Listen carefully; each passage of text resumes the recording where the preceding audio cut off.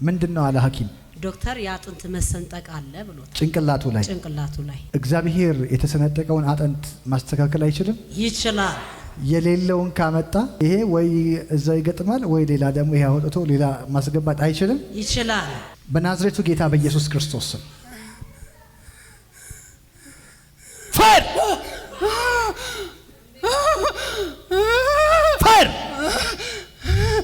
ፋር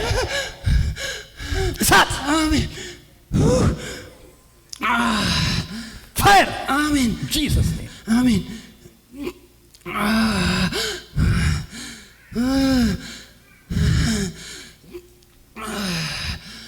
አሜን አሜን you are healed አሜን ተፈውሳል አሜን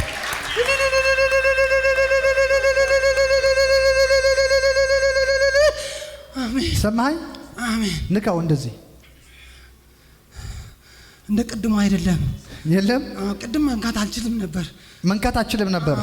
ጂሰስ አሜን